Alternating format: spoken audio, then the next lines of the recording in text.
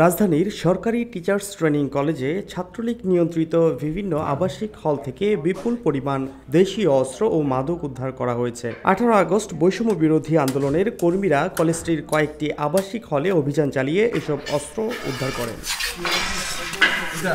ছাত্রলীগ নিয়ন্ত্রিত হলগুলো থেকে ছোড়া, রামদা, হাসুয়া, রড, হকি স্টিক, লাঠি ও ক্রিকেট স্টাম্প এবং কিছু মদের বোতল উদ্ধার করা হয়। বৈষম্য বিরোধী ছাত্র আন্দোলনের সমন্বয়ক হাসিবুল ইসলাম জানান, তাদের কাছে খবর ছিল ঢাকার সরকারি টিচার্স ট্রেনিং কলেজের আবাসিক হলগুলো দীর্ঘদিন ধরে নিয়ন্ত্রিত করে আসছিল ছাত্রলীগ। সেখানে বিপুল পরিমাণ দেশি অস্ত্র মজুদ আছে এমন খবর পেয়ে তারা প্রতিটি হলে অভিযান চালিয়ে এসব অস্ত্র উদ্ধার করে। এখানে আমাদের মূলত অভিযান ছিল যে বিভিন্ন ধরনের অস্ত্রপাতি এবং বিভিন্ন ধরনের যেসব সংশয়মূলক কর্মকাণ্ডে লিপ্ত নিয়ে কাজ করা হয় বা যেসব ব্যবহার করা হয় সেগুলো থেকে ক্যাম্পাস মুক্ত করা, এটাই আমাদের লক্ষ্য। সেই লক্ষ্যের আলোকে আমরা আজকে আমাদের কলেজের শিক্ষকবৃন্দ এবং মিডিয়া ভাইরা আছেন এবং আমার সাধারণ শিক্ষার্থী যারা আছি এদেরকে নিয়ে এই অভিযানটা পরিচালনা করা হয়। এই অভিযানটা এখনও চলমান আছে। আজকে আমাদের এই অভিযান করতে গিয়ে দেশীয় মদ, তারপরে বিভিন্ন রামদা, দেশীয় অস্ত্র এবং লাঠিসোঁটা এবং আরও অন্যান্য আর কি এখানে আপনারা যেটা দেখতে পাচ্ছেন এগুলো এখন পর্যন্ত পাওয়া যাচ্ছে। আবার এখনও পর্যন্ত আমাদের হলে চলমান রয়েছে। এই চলমান অবস্থাতেই এখনও আমাদের ম্যাম সহ সাংবাদিক ভাইরা এবং সাধারণ শিক্ষার্থীরা আমরা এটা নিয়ে এখন পর্যন্ত আর কি চলমান রাখতেছি।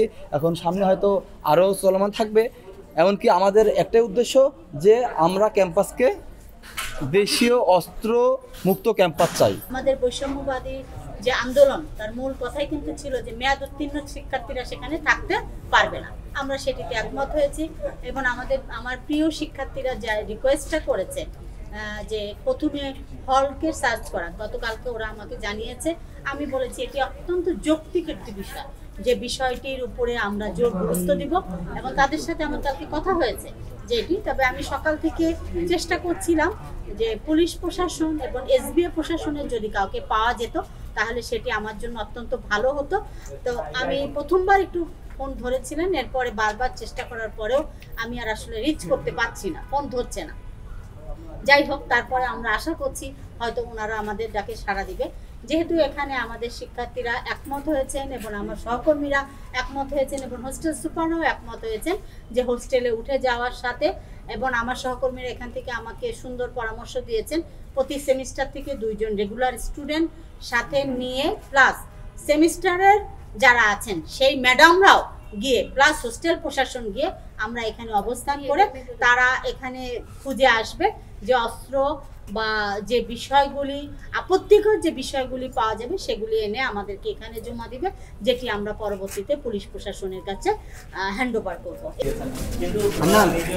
এই অস্ত্রগুলো বিভিন্ন সময়ে ছাত্রলীগের নেতাকর্মীরা ব্যবহার করতেন। সর্বশেষ কোটা সংস্কার আন্দোলনের সময় আন্দোলনকারীদের উপর এসব অস্ত্র দিয়ে হামলা চালানো হয়েছে বলেও জানান হাসিবুল ইসলাম।